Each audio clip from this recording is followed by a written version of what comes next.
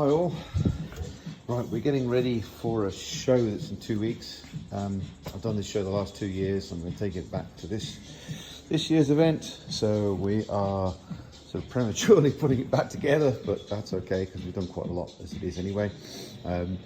We finally did all the bits and pieces I wanted to do to the dry sump oil tank, including welding the base of these clamps, which are aluminium, to the tank. So basically these are actually physically attached to the tank. Still have a few minor things to do. Noted that's a bit close there, so we're going to just undercut this part here to make sure that it doesn't rub on it. But the AC condenser is now mounted. We now have a mount for the condenser on the tank as well. So the tank is bolted to the floor, to the splitter, side splitters. It will also be mounted by this bracket here to the end, but that's spacing to the return of the sill bodywork. I'm not sure about that yet, so we'll just build that with aluminum spacer, or even plastic spacer to be honest, before we drill and tap it, or before we drill and probably rivet at the back. The fan's in. I did have an 11-inch fan which kind of stuck out the bottom and the top and got very close to here. I bit the bullet and bought a 10-inch fan now. I only got the 11-inch fan because I had it in stock. So I bought a 10-inch fan now, high-powered fan. It's like 180 watts. Most of the ones you'll see on Amazon, wherever else, are just an 80-watt unit. This is a 180-watt unit. We finalised the AC lines. Obviously, our dryer had to go into the luggage containers because, well, there's just no real estate to put it in there. And the line had to go from the condenser, obviously, up to the evaporator, so it made sense to put it in here. Plus I can still grab access to it, the trinary switch and etc. So the line comes out of there, goes into the bottom of the condenser. This isn't crimped yet, we've made the line up, so that's great. I can just mark the orientation, so put a pen mark on here, put some tape around there, put a pen mark on there when I crimp it to make sure it's the right place. Had to use a 180-degree bend on here. I needed to buy another one of these for the pump at the other end of this particular line. Obviously it goes directly to the AC pump itself. Unfortunately I was running out of room to put a service valve close to the pump. It was easier to put a service valve here, but I've now found 180-degree swept fitting that has a service valve built into it, so I do have the room for it. I can get access to it, so there's going to be an access panel here to allow me to get to filter for a start off. So basically I've just mocked this up just so you can see where it goes, but effectively this service valve will be incorporated to here. It's a pain in the bum. By the time I bloody got here, it's probably like close to $100 just for an uncrimped fitting, but it solves all my problems. So at this point, it solves a few issues. So basically it's on order, so it should be here next week sometime. So condenser's mounted, AC lines done, vent lines done, clamp for vent lines done, tank, blah blah blah. So we've gone through the electrical testing stage of testing all the actual individual items. The programming is still to be done yet. One of the last jobs I kind of was putting off. Don't know why, it turned out to be not so hard after all, but we put the radiator back in. We've obviously pressure tested and painted the radiator, but we needed to finalise the cooling lines. I'd done most of the pipe work, but I hadn't done all the stabbings around the electric water pump. The electric water pump itself, it's I'm going to say this wrong, but it's Meseri or something like that. It's an American EWP system.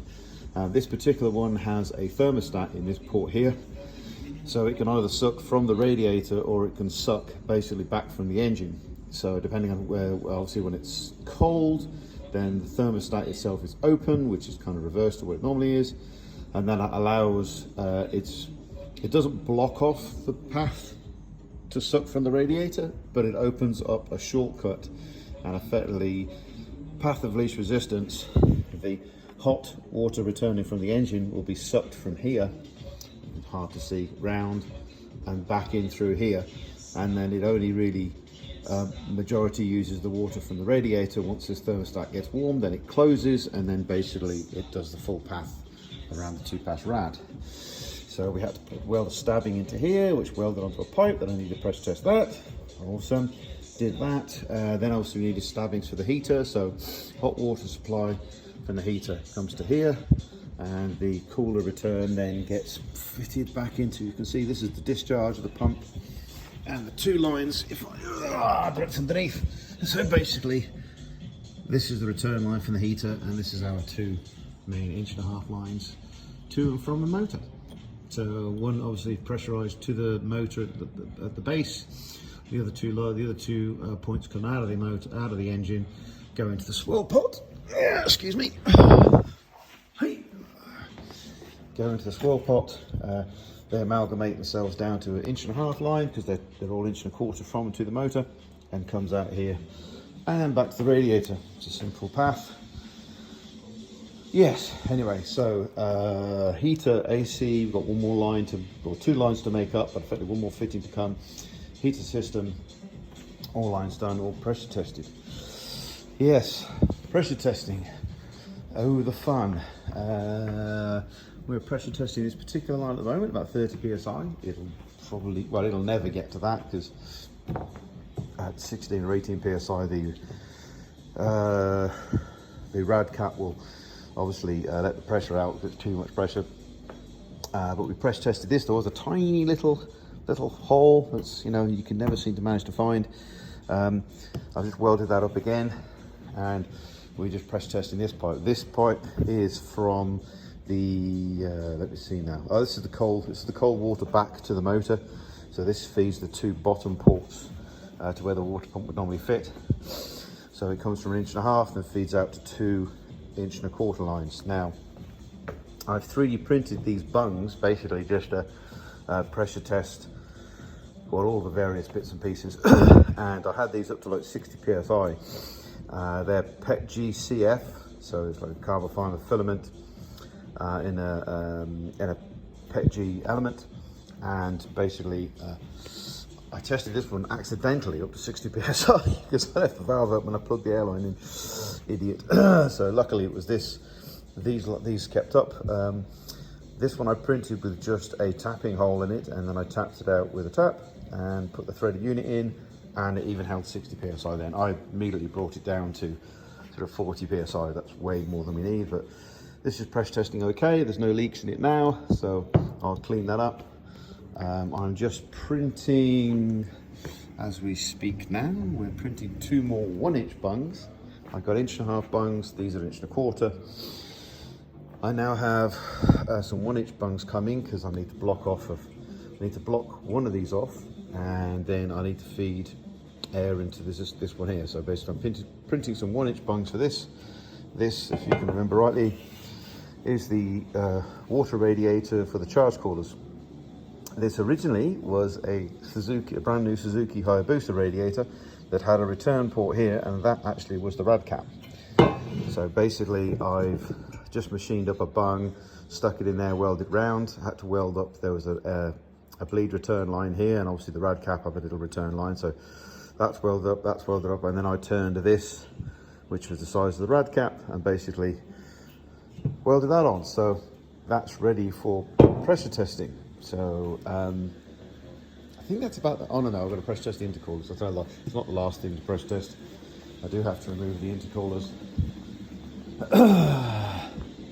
Yeah, I do have to remove the 2 intercoolers and pressure test those. I still have to weld the aluminium adapter to weld my high-speed Bosch pressure and temperature sensors to. We need them for our mass air, or not mass airflow, our throttle mass flow system. Printed a few more little bits and pieces, little cable ties. This is the boot release cable and the clutch hose. Have yet to fix them, just want to be 100% sure everything's okay. At full droop, which of the rear suspension should never really get that close. We are literally just bending the handbrake cable, but realistically, if I ever get full droop on the rear, it's probably being jacked up. If the rear of the car goes airborne, I've got more problems than worrying about that cable. So, yes, not so much done this end other than just throw the exhaust back on. And no, that's not black paint, that's a black graphite spray, which this is obviously a slip joint as these. It's two slip joints. But yeah, really super happy at the moment.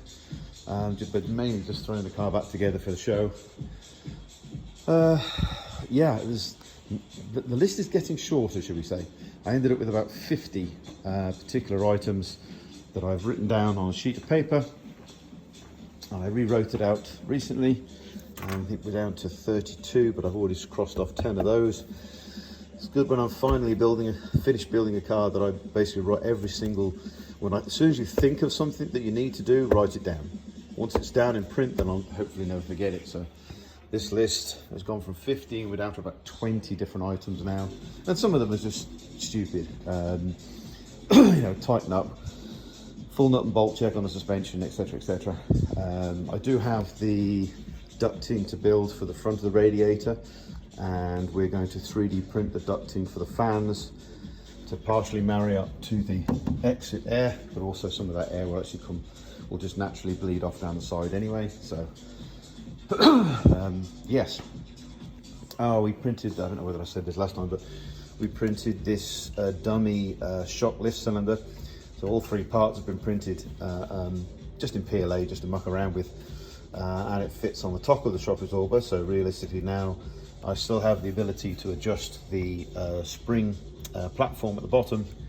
Having them at the bottom becomes a pain for the spring adjuster. So basically I've made it so that it fits onto the top, and it replaces, it replaces this piece here, which when you push down, there's like a clip in there. You take the clip out and it comes off the top. So our lift cylinders I'm pretty happy with. I have lightened them a little bit more, but still in aluminium. They're about 900 grams a piece, which kind of makes the whole system, 2 lift cylinders, the lines, and obviously the oil pump itself, which unfortunately is like, 5 kilos. I'm probably about the 8 kilos at this point for a full lift kit, which is a pain, but save the foot splitter and the ability to get in and out of certain places, I'll take the 8 kilo hit on that. Similar to the air conditioning, there's no way in bloody hell I will ever build a car that hasn't got AC. Sitting in traffic just cooks you, so I'll take that probably 8 kilo hit there.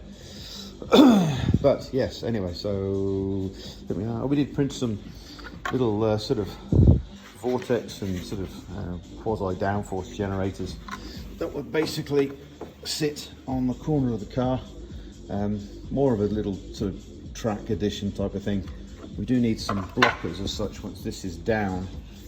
I want to make a piece that sort of bolts to here, but also sits on this edge here and basically sort of bolts to here. So it does mean that once you're at the track, you can bolt these on, but you can't open the front clip then. But what that does do then is that creates a sort of a high band or high pressure area here by blocking, and basically puts a higher pressure on the splitter, hopefully creating more downforce with a lower pressure created by the splitter tunnels. So yes, hopefully next week the car will be back together. I'll take a quick little video then of it on the floor and just pushing around. We have got fluid in the brakes, which seems like a milestone. The first fluid going in is actually brake fluids. Clutch fluid isn't in yet, but I am literally just a couple of cable tidies from the back fitting that.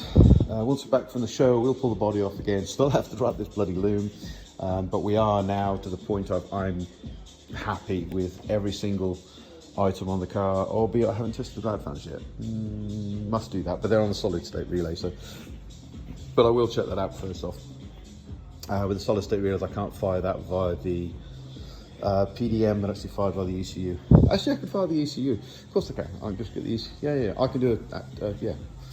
Excuse me. Don't have to do that manually. I can just fire at the ECU and use the testing facility. So we will test the rad fans out just to be sure, but they're all wired. Yes, that's kind of it for the moment. One more stage closer, more pressure testing to be done, and so always good to print some more toys. But yes, it's the amount of time involved in doing the small stuff is, and I don't think anybody ever really figures out, oh, it's going to be the weekend and I'll bolt this and this in. No, it never works that way. But we are getting close now. Okay, I shall speak to you all soon. I'll take a video at the show, if nothing else, just to throw up on Instagram and so people can see.